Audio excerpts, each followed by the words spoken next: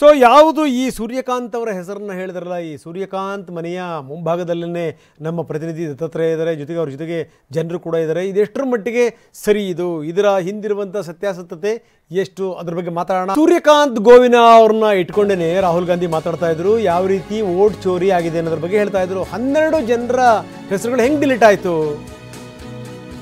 ಇದು ಅವ್ರು ಕೇಳಿದಂಥ ಪ್ರಶ್ನೆ. ಇದೆಲ್ಲ ಆದಮೇಲೆ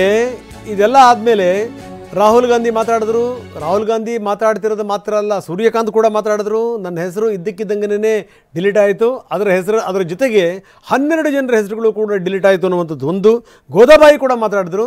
ಅದ್ರ ಬಗ್ಗೆ ನನಗೆ ಗೊತ್ತೇ ಇಲ್ಲ ಅನ್ನುವಂಥ ಮಾತನ್ನು ಗೋದಾಬಾಯಿ ಕೂಡ ಹೇಳಿದರು. ಅದನ್ನೇ ರಾಹುಲ್ ಗಾಂಧಿ ಉಲ್ಲೇಖಿಸಿ ಹೇಳಿದ್ರು. ನೋಡಿ, ಇವ್ರಿಗೆ ಗೊತ್ತೇ ಇಲ್ಲ, ಗೊತ್ತಿಲ್ಲದೇ ಇವ್ರ ಹೆಸರುಗಳು ಡಿಲೀಟ್ ಆಗಿವೆ. 12 ಜನರ ಹೆಸರುಗಳು.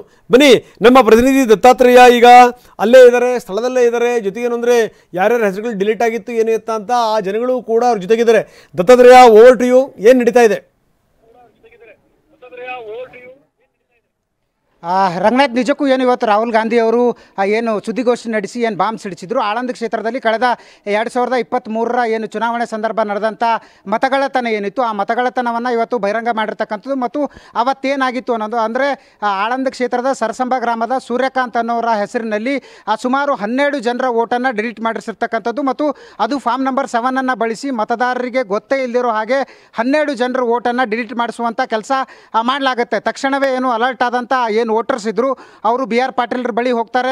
ತಮಗೆ ಈ ರೀತಿಯಾದಂಥ ಫಾರ್ಮ್ ನಂಬರ್ 7 ಯೂಸ್ ಮಾಡಿ ತಮ್ಮ ವೋಟ್ ಡಿಲೀಟ್ ಆಗಿದೆ ಅನ್ನುವಂಥ ಒಂದು ಮಾಹಿತಿಯನ್ನು ನೀಡಿದಾಗ ಅವು ತಕ್ಷಣಕ್ಕೆ ಹೋಲ್ಡ್ ಆದವು. ಅವೆಲ್ಲವನ್ನು ಇವತ್ತು ರಾಹುಲ್ ಗಾಂಧಿ ಪ್ರಶ್ನೆ ಮಾಡ್ತಿರ್ತಕ್ಕಂಥದ್ದು. ಯಾರೋ ಒಬ್ಬ ಅನಾಮಧೇಯ ವ್ಯಕ್ತಿ ಸೂರ್ಯಕಾಂತ್ ಅನ್ನೋರನ್ನ ಹೆಸರನ್ನು ಬಳಸಿ 12 ಜನರ ವೋಟನ್ನು ಹೇಗೆ ಡಿಲೀಟ್ ಮಾಡ್ದ, ಇದು ಹೇಗೆ ಸಾಧ್ಯ ಅನ್ನುವಂಥ ಒಂದು ಸುದ್ದಿಗೋಷ್ಠಿಯನ್ನು ಇವತ್ತು ಮಾಡಿದ್ರು.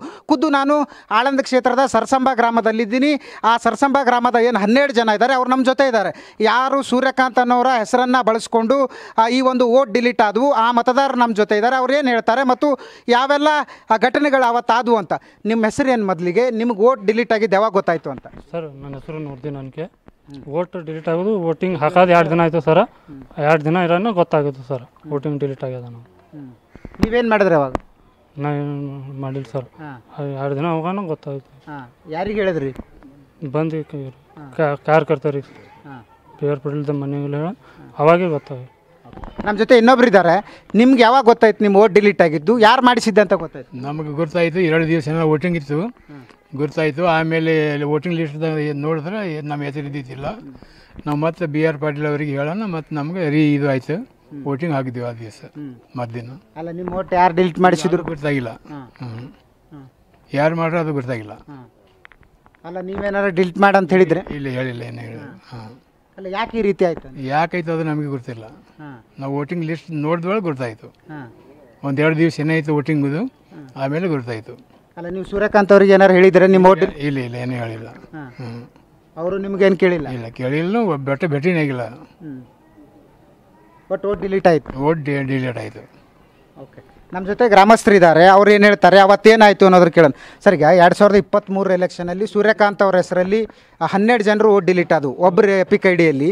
ಅವತ್ತೇನಾಯಿತು, ಯಾಕೆ ಸೂರ್ಯಕಾಂತ್ ಅವ್ರು ಯಾಕೆ ಡಿಲೀಟ್ ಮಾಡಿಸಿದ್ರು, ಅಥವಾ ಸೂರ್ಯಕಾಂತ್ ಹೆಸರಲ್ಲಿ ಬೇರೆಯವ್ರು ಡಿಲೀಟ್ ಮಾಡಿಸಿದ್ರು ಅಂತ? ಹೌದು ಸರ್, ನಾನು ಈಗಾಗಲೇ ತಮಗೆ ಹೇಳಿರುವ ಹಾಗೆ ತಮ್ಮ ಮಾಧ್ಯಮದ ಮುಖಾಂತರ ನಾನು ಈಗಲೂ ಹೇಳಕ್ಕೆ ಬಯಸ್ತೀನಿ, ಇದು ಒಂದು ಗಂಭೀರವಾದಂಥ ವಿಷಯ. ಈಗ ರಾಹುಲ್ ಗಾಂಧಿಯವರು ಎತ್ತಿದ್ದಾರೆ. ನಮ್ಮೂರಿನಲ್ಲಿ ಈ ಚುನಾವಣೆ ಸಂದರ್ಭದಲ್ಲಿ ಹೊಸ ಮತದಾರರ ಪಟ್ಟಿಯನ್ನು ತೆಗೆದುಕೊಂಡು ಬಂದು ನಮಗೆ ನಾವು ವೋಟರ್ ಲಿಸ್ಟನ್ನು ನೋಡಿದಾಗ ಈ ಮತದಾರರ ಪಟ್ಟಿಯಲ್ಲಿರ್ತಕ್ಕಂಥ ಸನ್ಮಾನ್ಯ ಶ್ರೀ ಬಿ ಆರ್ ಪಾಟೀಲರ ಬೆಂಬಲಿತ ಏನು ಮತದಾರರಿದ್ದಾರೆ ಅವರ ಹೆಸರುಗಳನ್ನು ಡಿಲೀಟ್ ಮಾಡಿದ್ದಾರೆ. ಅದನ್ನು ನಾವು ಗಮನದಲ್ಲಿಟ್ಟುಕೊಂಡು ಸೂರ್ಯಕಾಂತ್ ಗೋವಿನವರೊಬ್ಬರು ರಿಟೈರ್ಮೆಂಟ್ ಪ್ರಿನ್ಸಿಪಾಲ್ ಅವರು ಈ ರೀತಿ ಫಾರ್ಮ್ ನಂಬರ್ ಅವ್ರ ಹೆಸರ ಮೇಲೆ ಫಾರ್ಮ್ ನಂಬರ್ 7 ಬಳಸಿ ನಮ್ಮ ಊರಲ್ಲಿರ್ತಕ್ಕಂಥ ಬಿ ಆರ್ ಪಾಟೀಲ್ ಬೆಂಬಲಿತರ ಒಂದು ಮತದಾನವನ್ನು ರದ್ದು ಮಾಡೋದಕ್ಕೆ ಸಂಚು ನಡೆದಿತ್ತು. ಅದಕ್ಕೆ ತಾವುಗಳು ಈ ವಿಷಯವನ್ನು ಗಂಭೀರವಾಗಿ ತೆಗೆದುಕೊಂಡು ಏನು ಈಗ ಡಿಲೀಟ್ ಆಗ್ಲಿಕ್ಕೆ ಕಾರಣೀಕರ್ತರಾಗ್ಯಾರ ಅವರನ್ನು ತಾವು ತಪಾಸಣೆ ಹಚ್ಚಬೇಕು. ಸಾಹೇಬರು ಕೂಡ ಬಿ ಆರ್ ಪಾಟೀಲ್ ಸಾಹೇಬರು ಆವಾಗಲೇ ಇದನ್ನು ಕಂಪ್ಲೇಂಟ್ ಮಾಡಿದರು. 2023ರಲ್ಲಿ ಕಂಪ್ಲೇಂಟ್ ಮಾಡಿ CCB ಅವರಿಗೂ ಕೊಟ್ಟಿದ್ದರು, ಏನೂ ಫಲ ಆಗಲಿಲ್ಲ. CBI ಕೊಟ್ಟರು, ಯಾವುದೇ ರೀತಿ ಫಲ ಸಿಗಲಿಲ್ಲ. ಅದಕ್ಕೆ ಈಗಲೂ ಕೂಡ ನಾನು ಒತ್ತಾಯ ಮಾಡ್ತೀನಿ, ಇದು ಯಾರು ತಪ್ಪಿತಸ್ಥರದಾರ ಅವ್ರ ಮೇಲೆ ಕ್ರಮ ಆಗಬೇಕು. ಯಾರು ತಪ್ಪಿತಸ್ಥರದಾರ ಅವ್ರ ಮೇಲೆ ಕ್ರಮ ಆಗಬೇಕಂತೇಳಿ ನಾನು ಒತ್ತಾಯ ಮಾಡ್ತಾಯಿದ್ದೀನಿ. ಓಕೆ, ರಂಗನಾಥ್ ಇವಿಷ್ಟು ಏನು ಸರ್ಸಂಬ ಗ್ರಾಮಸ್ಥರ ಮಾತುಗಳು. ಯಾಕಂತಂದರೆ ನಮಗೆ ಗೊತ್ತಿಲ್ಲದೆ ಇರೋ ಸೂರ್ಯಕಾಂತ್ ಅವರ ಹೆಸರಿನಲ್ಲಿ ನಮ್ಮ ಆ ಗ್ರಾಮದಲ್ಲಿರ್ತಕ್ಕಂಥ ಹಲವಾರು ಜನರ ಮತದಾರರ ಹೆಸರನ್ನು ಡಿಲೀಟ್ ಮಾಡಲಾಗಿತ್ತು. ಆದರೆ ತಕ್ಷಣಕ್ಕೆ ಮತದಾರರು ಅವೇರ್ ಆದರು. ಅವರು ಮಾಹಿತಿ ಕೊಟ್ಟಂಥ ಹಿನ್ನೆಲೆಯಲ್ಲಿ ಏನು ಬಿ ಆರ್ ಪಾಟೀಲ್ರ ಸೋಲು ತಪ್ಪಿಸಬೇಕಾಯಿತು ಅನ್ನೋಂಥ ಒಂದು ಮಾಹಿತಿಯನ್ನು ನೀಡ್ತಾ ಇರ್ತಕ್ಕಂಥದ್ದು. ಓಕೆ, ಧನ್ಯವಾದ ತಮ್ಮೆಲ್ಲ ಮಾಹಿತಿಗೆ.